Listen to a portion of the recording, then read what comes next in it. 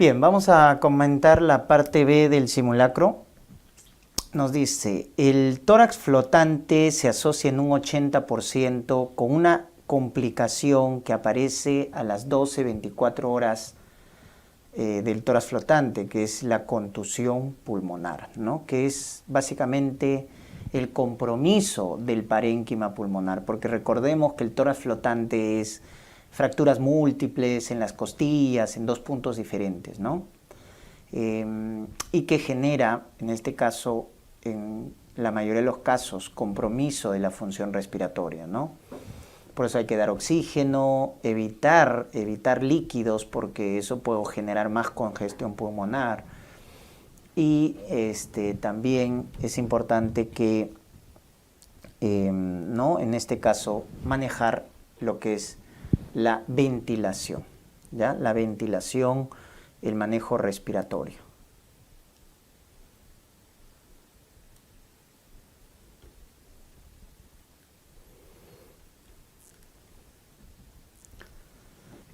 Vamos, entonces, en este caso nos dice escolar de 8 años, picado por un insecto que presenta bruscamente prurito intenso, ¿verdad? Prurito intenso, edema, labios, dificultad para respirar. O sea, estamos hablando de una anafilaxia, ¿correcto? De una anafilaxia. Entonces, en este caso, el tratamiento inmediato de elección, recuerden que es la epinefrina, ¿no? Por vía subcutánea o intramuscular. En el caso de los adultos, 0.4 miligramos, ¿no? En el caso de los lactantes, 0.01 miligramos por kilo de peso. Pero la epinefrina básicamente es el tratamiento de elección en el caso de la anafilaxia. Muy bien. Vamos con la siguiente, de obstetricia, primigesta añosa de 34 semanas, de gestación no controlada, que acude por cefalea, tinnitus, dolor en epigastrio, ¿no? La presión 150-90, altura uterina 30 centímetros, nos dicen que las plaquetas están en 110, TGO 70, LDH 1200, bilirrubina predominio indirecto, ¿no? Entonces, básicamente los datos de esta gestante apuntan a una preeclampsia, ¿no? Miren los síntomas premonitorios: dolor en epigastrio, cefalea, presión elevada, 150-90. Pero a este contexto de preeclampsia severa, dicho sea de paso, se agrega datos de hemólisis, porque nos dicen bilirrubina predominio indirecto. Enzimas hepáticas elevadas, TGO en 70, LDH 1200, ¿no? Y tendencia a la plaquetopenia, ¿no? Entonces, ahí lo que hay que descartar y lo que hay que enfocarnos es que esta preeclampsia cursa ya con esta complicación que viene a ser el síndrome de Gel, ¿ya? El síndrome de Gel. Entonces, es importante, ¿no?, darse cuenta de ello para poder, en este caso,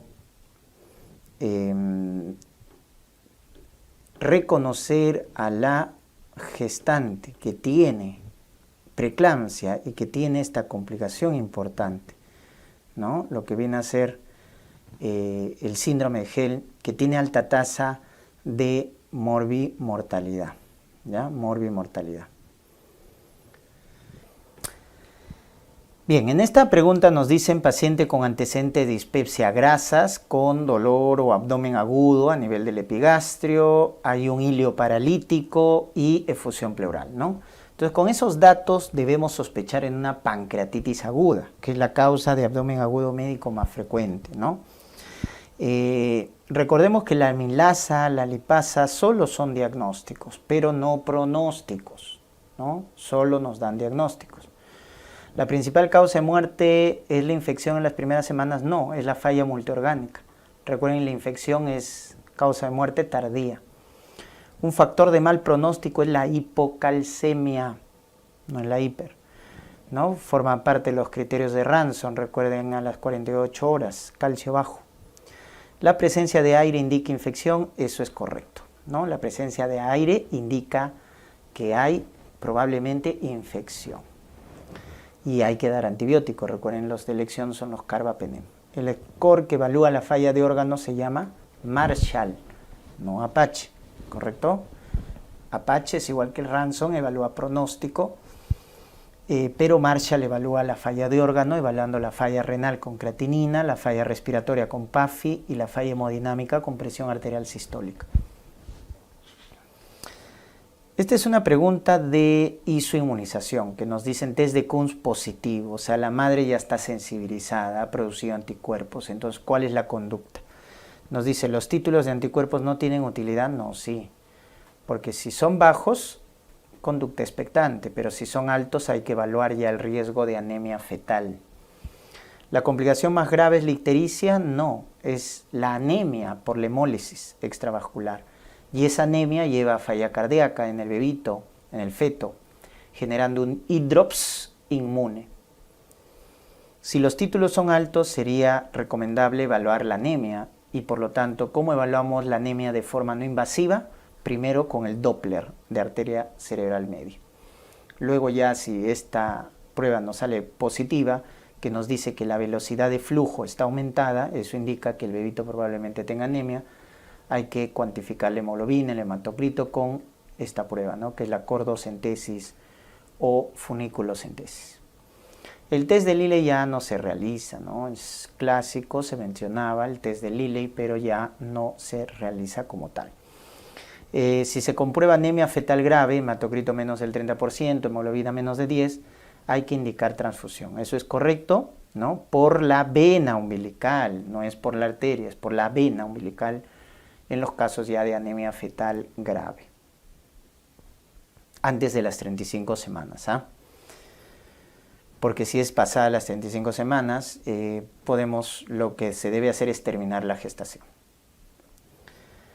Paciente de 50 años con antecedente de angina estable que presenta disneas a moderados esfuerzos, ortopnea, hay edemas, crépitos, y al examen se determina, o sería, nos dice, determinante para el diagnóstico. Vemos datos de congestión sistémica pulmonar y congestión sistémica, o congestión sistémica, ¿no? Congestión pulmonar por la disnea, por la ortopnea, y congestión sistémica por el edema de miembros inferiores. Claro, los crépitos también forman parte de la congestión pulmonar. Entonces, cuando vemos esos datos de signos, síntomas de congestión, debemos pensar en falla cardíaca. ¿Y cuál es la prueba que lo confirma? El ecocardiograma, porque nos va a confirmar la fracción de eyección, ¿no? Definitivamente. Recuerden que el EKG es para disritmias, para patología de cardiopatia isquémica, identificar la cara del corazón que se ha infartado, si el segmento ST está elevado, etcétera, ¿no? De la radiografía podemos dar el dato de la cardiomegalia, ¿no? Criterio mayor de Framingham, índice cardiotorácico más de 0.5, ¿no? Importante eso, ¿no? El cateterismo cardíaco es una prueba invasiva, ¿no? Prueba invasiva para confirmar valvulopatías, etcétera, ¿no? Angiotomografía es la prueba de elección para neurismas de aorta.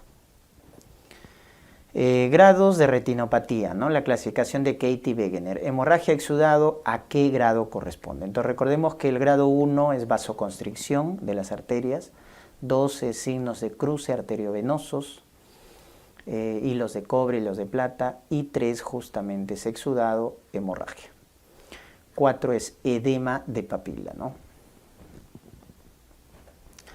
Nos muestran acá la serología y nos preguntan cuál es el diagnóstico, ¿no? Si nos dicen IgG para el virus de la hepatitis A, eso que nos indica que está curado, no tiene infección, porque hepatitis A no cronifica. El cuadro de hepatitis A aguda es IgM, pero IgG no tiene importancia, porque quiere decir que el paciente le dio la infección y ya se curó. Antígeno de superficie positivo, esto sí nos indica que tiene infección, o sea, tiene el virus de la hepatitis B, está infectado. Porque el protector es anticuerpo contra el antígeno de superficie, nos dice que está negativo, o sea, no se ha curado o no se ha vacunado. A IgG anticore positivo, esto nos indica que la hepatitis B es crónica. ¿no? Si es IgG, porque IgM es aguda. Antígeno E negativo quiere decir que no se está replicando, porque este es el marcador de replicación cualitativa. Por el contrario, el anticuerpo contra el antígeno E está positivo. Entonces, esto cualitativamente nos dice que el virus no se está replicando. La hepatitis es no replicativa, es inactiva. Pero el PCR, que es el marcador específico de replicación, nos dice que sí, realmente el virus sí se está replicando, porque miren, hay bastante carga viral. Entonces, cuando tú encuentras esta incongruencia entre los marcadores cualitativos que te dicen que el virus no se replica y el cuantitativo, que es el PCR, que te mide la carga viral, que te dice que se está replicando, eso se llama mutante precore. ¿Ya? Mutante precore. Es como que te engaña, ¿no? El marcador cualitativo te dice no, tranquilo, no se está replicando el virus, pero cuando le pides PCR sale alta carga viral. Entonces, cuando tenemos esa incongruencia, esa discordancia, se llama mutante precore. Gestante a término que acude por contracciones intensas, hace 1 hora, repentinamente dolor intenso en abdomen de manera continua, ¿no? Miren los latidos del feto, está en bradicardia, disminución del tono uterino y hemorragia. Entonces es una hemorragia de tercer trimestre que va con sufrimiento fetal, que va con dolor intenso y que va con disminución del tono uterino. Entonces recordemos que DPP, al contrario, hay hipertonía uterina, el útero de Curbolier, el útero leñoso. Entonces, ese dato de disminución del tono uterino nos debe hacer sospechar, ¿no?, a una ruptura consumada, ¿no? Es como que te digan, desaparecen las contracciones de manera súbita, la presentación se vuelve alta, el feto se palpa fácil, entonces ahí sospechar en ruptura consumada. Principal anomalía que produce abortos en las primeras semanas, las trisomías autosómicas. ¿Ya? Son las que producen abortos. A la cabeza la trisomía del par 16. Gestante 22 semanas con aumento de altura uterina y se auscultan 2 focos cardíacos, o sea, es un embarazo doble, ¿no? Se determina que es un embarazo monocorial y presenta en la ecografía crecimiento discordante. ¿Qué es un crecimiento discordante? Cuando el ponderado fetal entre ambos productos difiere más del 20%, la circunferencia abdominal más de 20 milímetros. Eso es crecimiento discordante. Y eso en un embarazo monocorial, o el dato de que uno tiene oligohidramnios y el otro polihidramnios, que nos debe hacer sospechar de un síndrome de transfusión feto-fetal. Ese es el dato. En los monocoriales, ¿no?, que tienen el famoso signo de la T invertida, son los que hacen síndrome de transfusión feto-fetal. Entonces es un DPP, no es un embolismo, RCIU, es un síndrome de transfusión feto-fetal.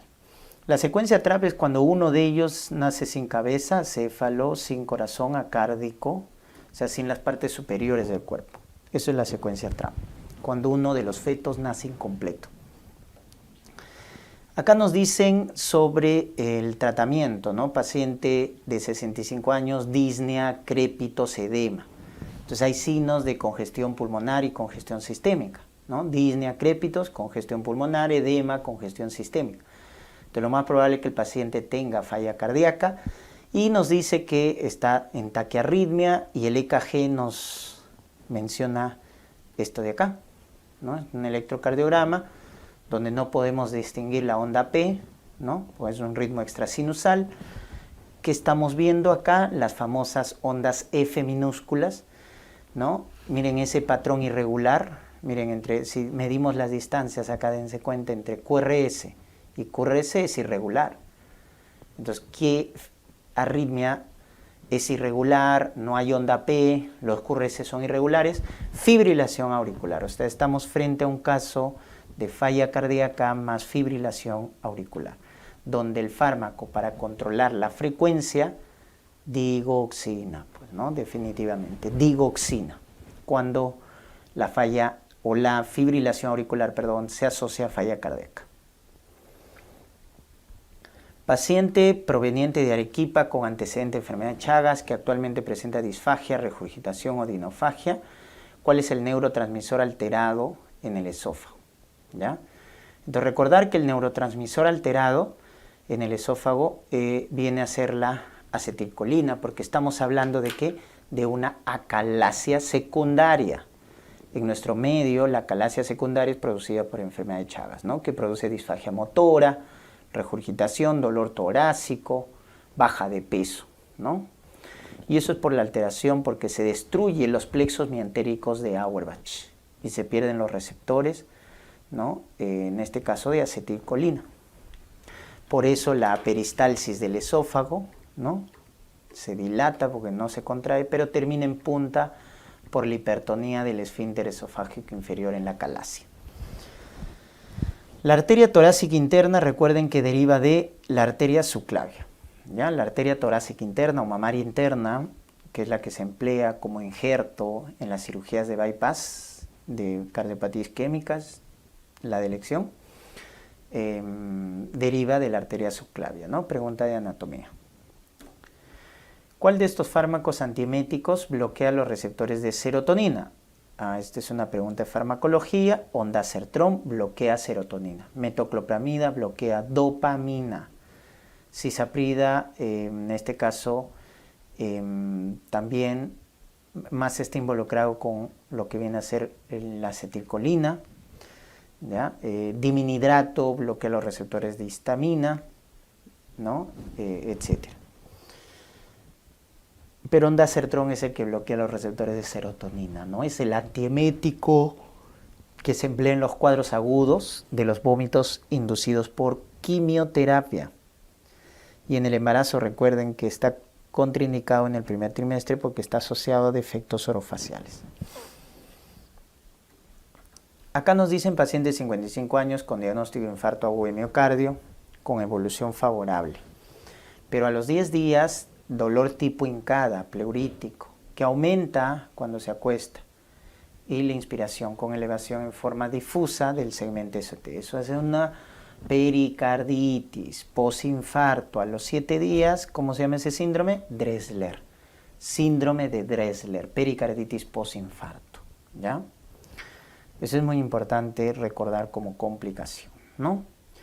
El aneurisma es un ST elevado, más de 2 semanas, reinfarto, te dan CPKMB y el dolor nuevamente pues es opresivo en la zona retroesternal que se irradia al brazo izquierdo. Falla cardíaca es la causa mecánica que causa la muerte del paciente, ¿no? En la etapa tardía, porque la causa de muerte inmediata son las arritmias, ¿no? Las arritmias principalmente, ¿no? ¿Cuáles son los tumores, en este caso germinales, testiculares, ¿no? Y radioresistente? Recordemos que los radioresistentes son los no seminomas, ¿no? Los no seminomas como dentro de unas de sus variantes, el coriocarcinoma, el tumor de saco vitelino, ¿ya? El teratoma.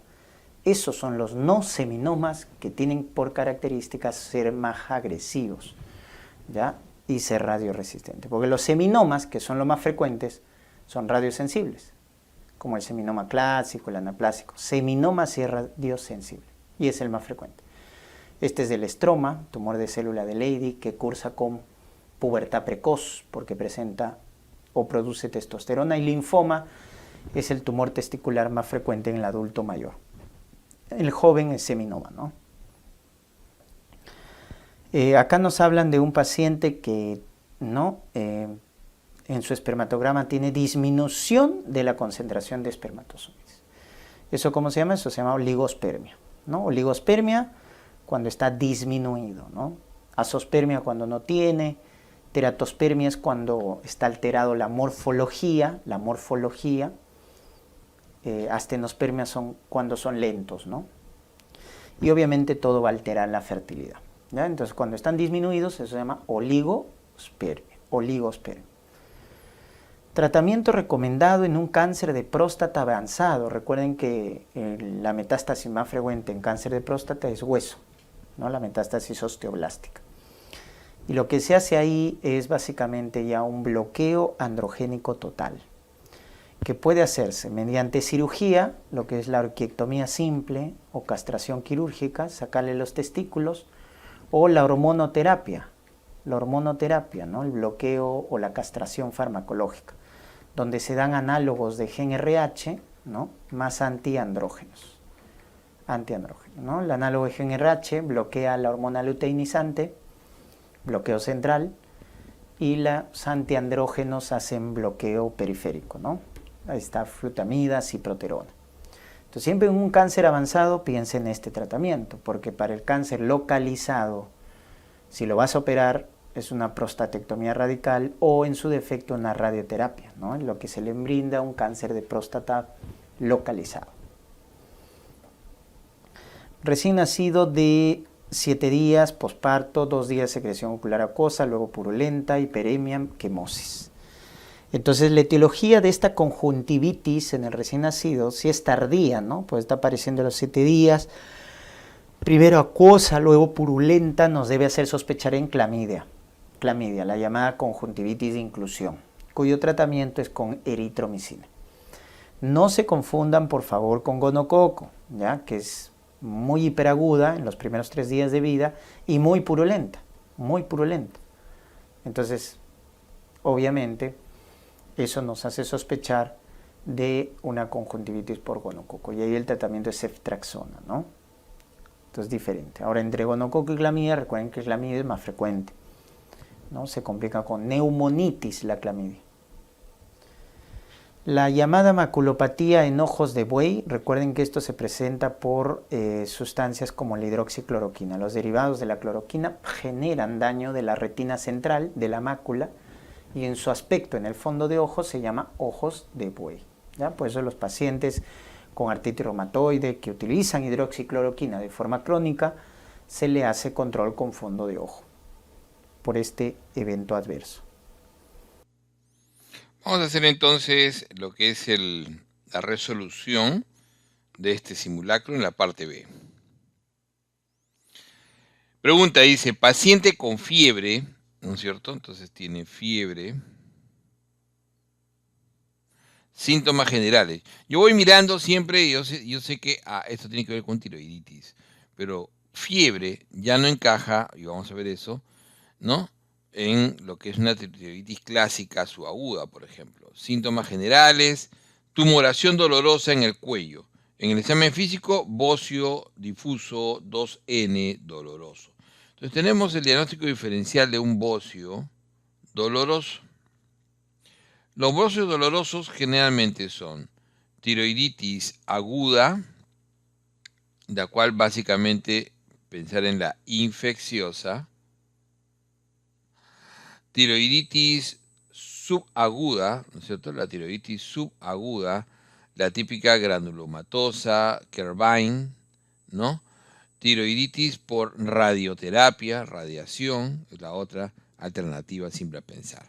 Entonces acá no tengo antecedente de radiación, no me dice muy bien el tiempo, pero me dice fiebre, lo cual tampoco va la fiebre con el Kervine o la granulomatosa. Porque si bien es cierto, esta de acá, la Kervine específicamente, tiene generalmente como antecedente algún proceso infeccioso respiratorio alto, no hablamos de un cuadro de fiebre. Y generalmente lo que tiene un Kervine es una tirotoxicosis inicial, los síntomas de hipertiroidismo y después de hipotiroidismo. Tampoco tenemos. Tiene síntomas generales con fiebre. Entonces eso va más con un proceso infeccioso. Por ello nos inclinamos por una tiroiditis aguda supurada, que generalmente es por efecto de una infección directa de la glándula y Staphylococcus aureus la causa más frecuente. Entonces, esto es clave, la fiebre, ¿no es cierto? Tiroiditis y dentro del diagnóstico diferencial de bocio doloroso. Hashimoto es bocio no doloroso. Kervine es la subaguda, pero no va con fiebre y va más con tirotoxicosis seguido de hipotiroidismo. Riedel es no dolorosa y es fibrosante. Y Jod Basedov no es una tiroiditis, es un efecto de darle ¿no? De darle yodo y producir tirotoxicosis a un paciente que tiene generalmente una glándula previamente enferma o con antecedente de enfermedad, Jod Basedow. Varón de 68 años con antecedente, dice, de tromboembolia pulmonar. Tenemos un TEP. Entonces, acabamos viendo el diagnóstico. A ver, dice, ¿cuál es el diagnóstico? Presenta cuadro de derrame pleural, ya. Se realiza toracocentesis y tiene el líquido seroso sanguinolento. Entonces, los líquidos sanguinolentos a la cabeza, neoplasias. Entonces, dice, el derrame pleural de tipo hemático, yo sé que mi diagnóstico diferencial, primero neoplasias, y acuérdense que estos son típicamente metastásicos, 99.98%, y la otra posibilidad, ¿hay diferencial? Claro que sí, está el infarto pulmonar, ¿no es cierto? Que es complicación ¿de qué? De tromboembolismo pulmonar, ¡ah, caramba! Entonces, voy mirando, dice, luego 62 recurre y obliga a nueva toracocentesis. Ah, no, entonces esto, ¿a qué me guía? No tengo ningún antecedente ni nada que la historia, ojo, yo sé que la tromboembolia pulmonar se puede asociar a cáncer, pero no hay nada acá que me indique que la causa de la tromboembolia es un cáncer, porque no me dice baja de peso, ni hemoptisis, nada, solamente me dice tromboembolia pulmonar como antecedente, hace un derrame pleural y es hemático. Primera posibilidad, si yo tengo un TEP, entonces tengo que inclinarme por infarto pulmonar. Recuerden que el infarto pulmonar se suele asociar a los tromboembolismos masivos y submasivos. Tampoco tengo mucha clínica aquí, pero tengo que creer en esto. Lo que me dice la historia es un TEP y los TEP se pueden complicar con infartos pulmonares, que es una de sus complicaciones. ¿Ok? Entonces, pensar que esto es un carcinoma metastásico, no tengo nada de donde cogerme, salvo el hecho que sea hemático. ¿Ok? Varón de 27 años, dice, entonces pregunta larga, dice conducta apropiada. Vamos a ver cuál es diagnóstico. Entonces tiene 27 años, desde hace 2 meses, o sea, este es malo crónico, tiene tos y fiebre vespertina, clave, diaforesis y pérdida ponderal. Si tuviera una picalia, estaría hablando de TB, y dice justamente que está adelgazado y tiene crepitates en el ápice derecho y hay infiltrado apical derecho. Esto es típico de una tuberculosis, ¿no es cierto? Acuérdense que los síntomas, ¿no?, de alta sospecha, ¿no?, alta sospecha de tuberculosis, clásicamente son 1, los infiltrados apicales, y 2, la asociación con ¿qué? Con fiebre vespertina, sudoración nocturna, baja de peso, ¿no?, IGRA positivo, contacto. Entonces, todo esto de acá, este paciente tiene varias de ellas. Entonces, esta es alta sospecha. ¿Ya es TB, doctor? No. Porque no le he hecho todavía sus 2 BKs. Lo mínimo, lo primero, tiene tos, es sintomático respiratorio, primero hacerle sus 2 BKs. Si estos 2 BKs fueran negativos, tengo síntomas de alta sospecha. Podría tratarlo como BK negativo. Pero primero háganle sus 2 BKs que nunca se le hizo. Doctor, 3 no, ya no incrementa el diagnóstico y por lo tanto no amerita. La prueba molecular es cuando ya haya decidido el diagnóstico, al igual que puede hacer una prueba fenotípica MOTS o GRIES, ¿no? Cultivo no es necesario, no tengo sospecha de resistencia. Y la broncofiloscopía es algo que no está dentro del diagnóstico de TB. Paciente de 33 años con uretritis no gonocócica. O sea, tiene una uretritis no gonocócica, primera posibilidad, clamidia. Semanas después desarrolla artritis de Reiter. O sea, estamos hablando de una artritis reactiva. Recordemos que la artritis reactiva es una oligoartropatía seronegativa. ¿Qué cosa no es una característica de esta? Entonces, la artritis reactiva tiene oligoartritis asimétrica, ¿no es cierto? Oligoartritis asimétrica. Tiene manifestaciones extraarticulares, típica conjuntivitis, uretritis inespecífica, ¿no es cierto?, artritis, además de manifestaciones, por ejemplo, cutáneas, como puede ser la balanitis circinada. Tiene úlceras orales no dolorosas, efectivamente. Puede tener lo que se llaman las entesopatías, como la dactilitis, la talalgia, la fasciitis plantar, dactilitis también, pero no sin desmofito. ¿Por qué? Porque acá dice, acuérdense, ¿cuál no es? Ok, entonces el sindesmofito no, porque el sindesmofito es característico de la espondilitis anquilosante, otra oligoartropatía, y la espondilitis anquilosante porque se forman una serie de osteofitos, excrescencias, que van a hacer que se unan dos cuerpos vertebrales. Entonces, este es un cuerpo vertebral, este es otro, y se producen, ¿no?, entesitis, que hace que esto genere la producción de osteofitos que cuando se unen uno con otro forman un arco llamado sindesmofito. Paciente minero de hace 25 años presenta, pregunta larga, dice, ¿cuál sería el tipo de neumoconiosis? Entonces yo al toque me voy acordando, apical, es silicosis, intermedia, antracosis, abajo, asbestosis. Con eso ya me estoy guiando. Entonces, desde hace 25 años, dice, presenta cuadro de tos crónica con infiltrados basales intersticiales. Ya, este es un epítipo de neumoconiosis. Y es que basal, tipo fibrótico asociado a veces a derrames hemáticos. ¿Quién tiene derrames hemáticos recurrentes? Asbestosis. ¿Quién es basal? Asbestosis. Acosado con nódulo iliar, tos, hemoptisis, baja de peso marcada. ¿Quién se asocia más a cáncer? También es la asbestosis. Posibilidad, ¿no?, de cáncer. Entonces, eso se asocia también a asbestosis.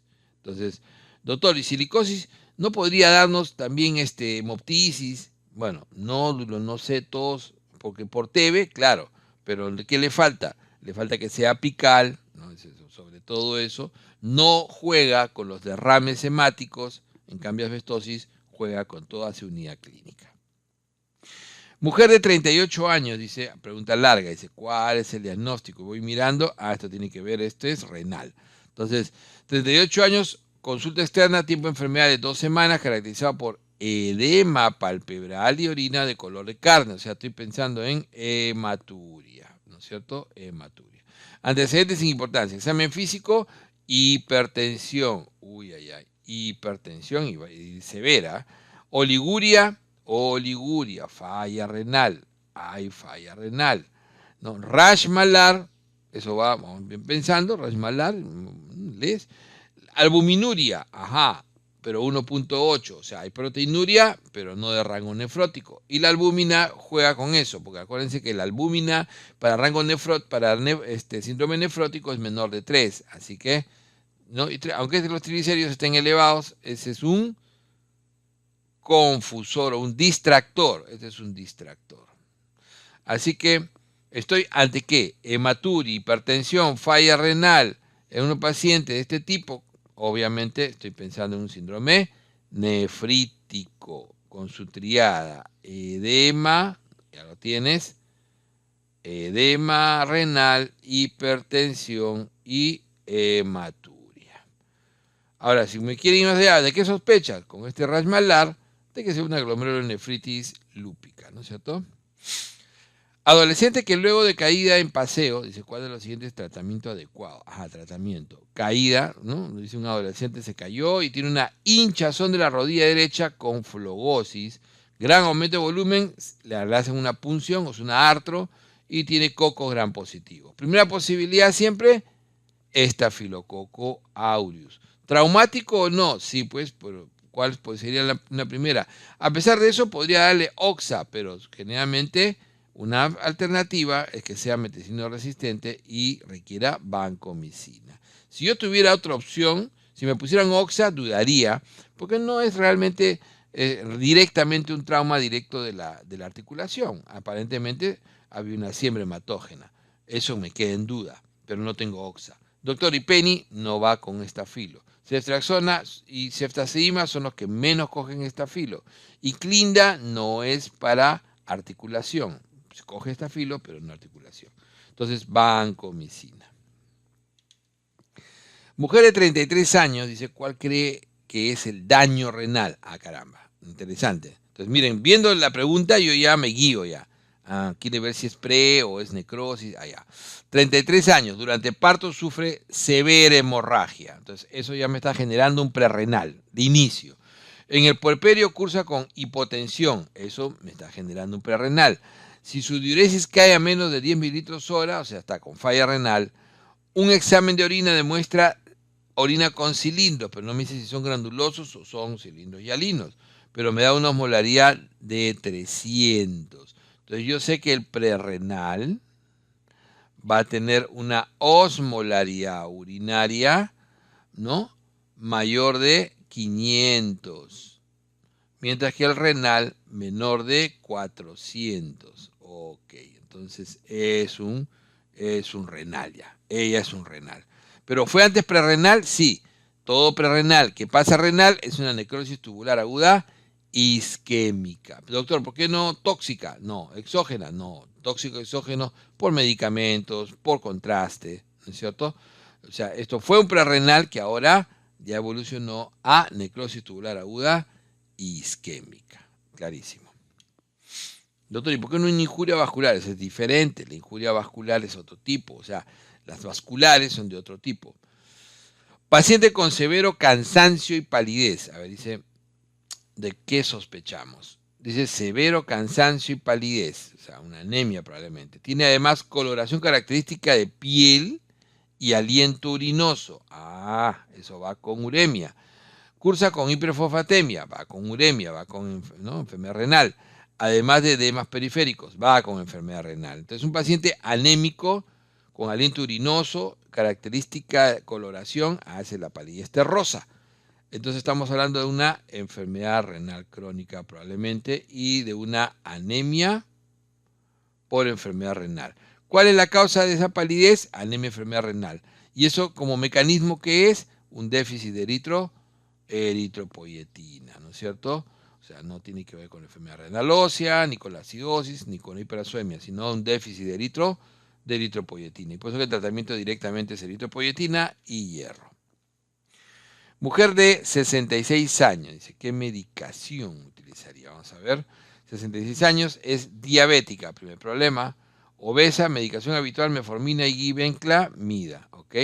Ingresa agitada, cefalea, confusa, esto es clave, hipertensa, taquicárdica, piel fría y sudorosa. Estos son síntomas adrenérgicos, ¿no es cierto? Son síntomas adrenérgicos y además tiene trastorno, o sea, neuroglicopénicos porque está confusa. Hay neuroglicopénicos, típico de la hipoglicemia. Entonces, la hipoglucemia, ¿no es cierto?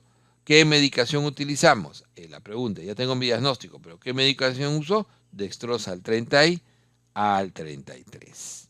¿Ok?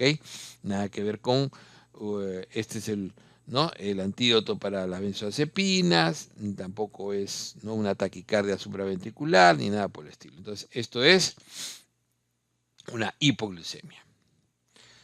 Paciente acude con las siguientes lesiones cutáneas. Ajá, miren esta lesión característica llamada, ¿no?, en target o en bull, ¿no? Entonces, esta característica con centro necrótico, característico, ¿no?, como si fuera un bull. ¿Ok? Se presenta tras cuadro infeccioso. Esto es típicamente eritema multiforme. Recuerden que el eritema multiforme es un cuadro de hipersensibilidad tipo 4, ¿no? Es una dermatosis, ¿no? Es una dermatosis reactiva, que es la primera etapa generalmente, ¿no?, generalmente la reacción celular, básicamente tardía, que cuando se hace más intensa puede ir a Steven Johnson y puede llegar incluso a necroepidermolisis epidérmico-tóxica, ¿no es cierto? Pero el eritema multiforme suele no solamente comprometer de esta manera la piel, ¿no?, o sea, ¿no?, con un halo eritematoso y centro necrótico, que es, ¿no?, lo que se llama la lesión targetoide, ¿no?, o la lesión en bull, o la lesión, ¿no?, como el tiro, como el bull de tiro, ¿ok? Esa lesión característica, ¿no? Característica. O puede comprometer mucosas. Puede comprometer hasta una mucosa, ¿no? El eritema multiforme leve, pero cuando es no severo, compromete 2 o más mucosas. Pero esto es eritema multiforme. Los eritemas multiformes, ¿a qué se asocian? Generalmente son reacciones, acuérdense que de hipersensibilidad, a infecciones, herpes simple o micoplasma. En este caso habla de un cuadro respiratorio, micoplasma, ¿no? Puede ser infeccioso, herpes simple o puede ser, ¿no? O puede ser micoplasma. O por medicamentos, es la otra gran causa. Varón de 16 años, dice asmático, dice cuál es el factor y el fármaco. Vamos a ver. El fármaco a usar. Entonces, varón de 16 años asmático desde la infancia sufrió dermatitis atópica, o sea, este es un paciente atópico. Acude por crisis continuas de asma, mucho asma. El médico le envía a un dosaje de factor para iniciar un anticuerpo monoclonal. Los atópicos, sobre todo, tienen elevado el IgE. Y entonces vamos a buscar un bloqueador de receptor de IgE. ¿Cómo se llama ese? Omalizumab, ¿no es cierto? Omalizumab. IgE y omalizumab. ¿Por qué no puede ser doctor reslizumab? Porque el reslizumab es un anti-interleuquina 5, ¿ok? Entonces, igual que el mepolizumab es un anti-interleuquina 5, no 4, ¿ok? Eosinófilos activados no es el factor que se busca y no se usa prednisona, ¿ok? El mepo, acá está bien, pero ¿por qué? Este es para el patrón eosinofílico. Este es un patrón hipersensible. En el patrón eosinofílico, generalmente críptico, donde no se ve atopía, son pacientes que tienen incremento de la producción de interleuquina 4, interleuquina 5 y se puede utilizar en la refractariedad mepo o el reslizumab. Entonces acá es IgE y omalizumab, es un atópico, como decíamos, acordarse por lo menos de los perfiles. Es dos perfiles clásicos, ¿no es cierto? El hipersensible y el perfil eosinofílico. Acá los mediadores que uno tiene que bloquear, interleuquina 5 primero, interleuquina 4, acá la IgE. Falso respecto al acné. Ok, lo falso. El acné vulgar afecta a la unidad pilosebácea. Verdadero, es enfermedad de la unidad pilosebácea. Si el paciente presenta pústulas, estamos en un grado moderado. Claro que sí. Leve, comedómnico. Moderado, papular pustular. Severo, ¿no? Nodular quístico. Y tratamiento, peróxido de benzoilo, antibiótico de elección doxiciclina y acá isotretinoína. El retinoide oral se reserva para casos con globata, efectivamente. El severo se denomina conglobata. ¿El antibiótico más eficiente es la minoxiclina? No, es la doxiciclina. La doxiciclina. Entonces, ese es falso. ¿El acné suele mejorar con la edad en la mayoría de los casos? Claro que sí. Bueno, disminuye tremendamente, pero a los 19 años. Varón de 50 años, alcohólico crónico, presente de hace 6 días, dice, ¿no? 6 días, fiebre y tos, con expectoración purulenta, abundante y disnea. Tiene, ¿no? Taquipneico, taquicárdico, ansioso, polipneico, se ha hecho una neumonía probablemente aspirativa, ¿no? Y tiene justamente la base derecha clásica, pero en la radiografía hay una lesión con nivel hidroaéreo. Entonces, sospecho de una neumonía aspirativa, tiene todo para eso, alcoholismo, la localización, el esputo abundante, que se ha complicado con un absceso, que es una complicación que se suele dar en las neumonías aspirativas. Examen indicado para corroborar la sospecha, sospecho de absceso, ¿no es cierto? Por este nivel. Entonces, ¿tengo que corroborarlo con qué? ¿Con radiografía? No, con tomografía. Entonces, busco una tomografía, la única que tengo. Y el cultivo es algo que me puede servir, pero sobre todo esto es lo que me da la clave, la respuesta. Haga hemograma no me va a dar corroborar. El BK tampoco me va a corroborar. La radiografía de tórax ya la tengo. Entonces lo que me va a corroborar es la tomografía ultrasensible. Ya recuerden que tratamiento del absceso, ya se prolonga el tratamiento de la neumonía aspirativa, que puede ser ampicilina sulbactam o clinda ceftriaxona, se prolonga a 6 a 8 semanas. Mujer de 62 años, con sensación de hormigueo, entumecimiento y frialdad en ambas piernas, más parestesia, eso parece neuropatía. Y además tiene una anemia con BCM 118. BCM mayor de 116 eso es megaloblástico hasta no demostrar lo contrario. Megaloblástico. De megaloblástico voy a pensar primero en B12, en ácido fólico, en déficit de cobre. Ok, entonces, ¿qué tengo que ver acá? Las parestesias, la neuropatía. Ácido ni este tiene esta característica de entumecimiento y frialdad pastal. Eso se suele ver en déficit de B12. Déficit de B12. La riboflavina produce sobre todo estomatitis angular, el ácido fólico, la anemia megaloblástica, pero no esos cuadros, ¿no?, de neuropatía clásica, la piroxina, neuropatía periférica pura, y el déficit de tiamina, síndrome de, ¿no?, Wernicke-Korsakoff o el beriberi en niños. Okay. Muy bien, colegas, continuamos con la parte B de este simulacro. Vamos con la pregunta 37. Nos dice lo siguiente: ¿cuál de los siguientes es legal en nuestro país? A ver, ¿cuál de estos es legal? ¿El aborto eugenésico? No.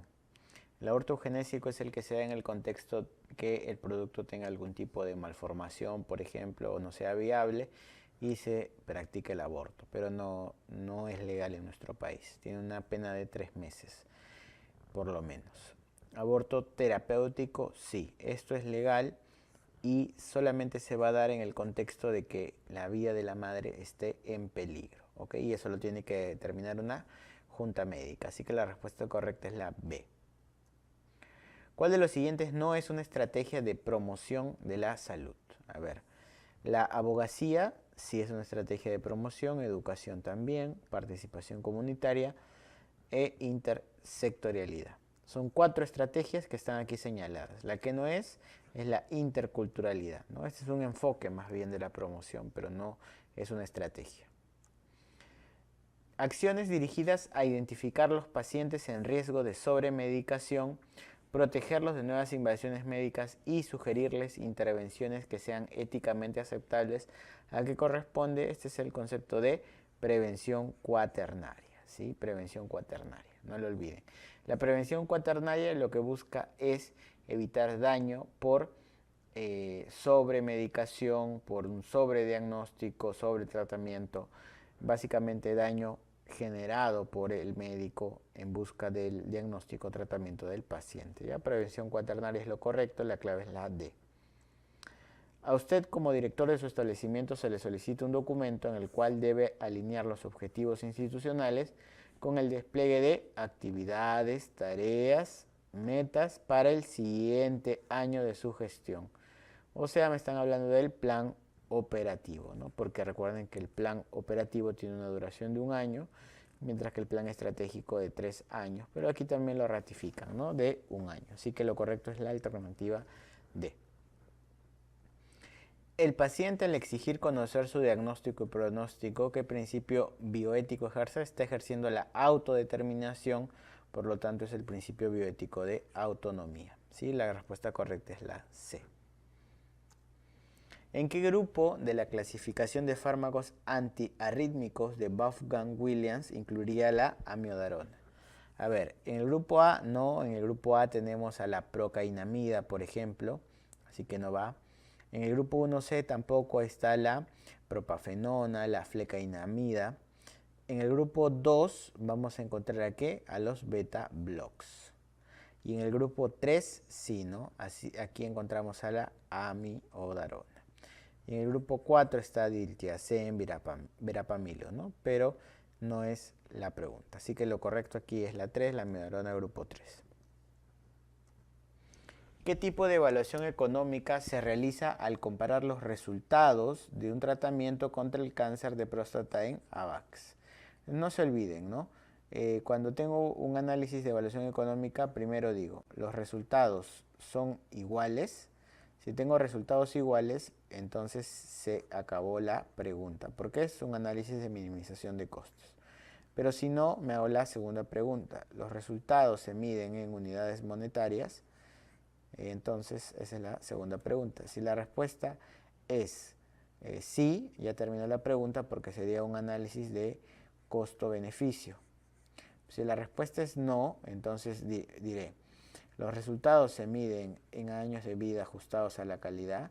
en AVAX. Entonces, si la respuesta es sí, ¿eso qué significa? Eso significa que es un estudio o análisis de costo-utilidad, si se mide en AVAX. Y si la respuesta es no, entonces también ya acabó porque es un análisis de costo-efectividad. En este caso, lo que tengo es que se mide en AVAX, por lo tanto es un análisis de costo-utilidad. La respuesta correcta es la B.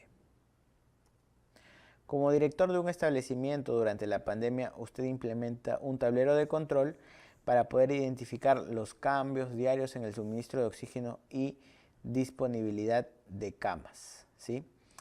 Y de camas UCI. ¿Cuál es el mecanismo de control que he utilizado? Entonces, cuando me hagan este tipo de preguntas, recuerden que vamos a encontrar 3 mecanismos, ¿no? La supervisión, el monitoreo y la evaluación.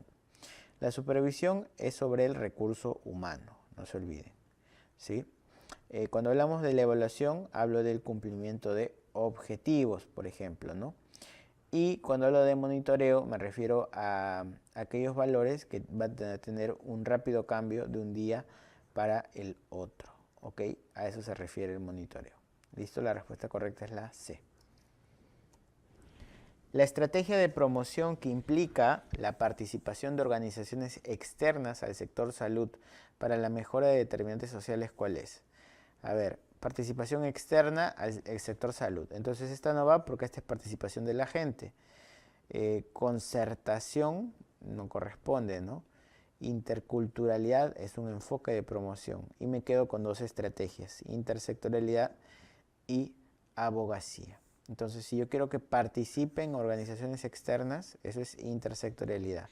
La abogacía más bien convence a las organizaciones o a las partes que ya están involucradas, ¿no? No mete a nuevas. Entonces, la intersectorialidad sí está en el marco de la participación. Listo, la respuesta correcta es la D. Paciente de 90 años con tumor cerebral maligno hospitalizado por presentar hipertensión intracraneal. Los médicos coinciden en la poca expectativa de vida, pero recibe soporte vital por parte del servicio de psicología conjuntamente con su familia. ¿Qué práctica ante el final de la vida se ha ejecutado? A ver, si es un paciente de 90 años que ya no va a mejorar y además se le está dando tratamiento psicológico, o sea, se está haciendo terapia paliativa. A eso como se le conoce como la ortotanasia, ¿sí? La respuesta correcta aquí es la A. Un establecimiento de salud realiza su proceso de autoevaluación obteniendo un cumplimiento de estándares favorable que le permite solicitar la evaluación externa. ¿Cuál es el cumplimiento mínimo que obtuvo? O sea, lo mínimo que sacó es de 85%, ¿no? Es lo mínimo que le exige la norma técnica de acreditación de establecimientos de salud. Muy bien, esa era la última pregunta, entonces hasta ahí mi parte dentro de este simulacro. Ya nos estaremos viendo. Chao.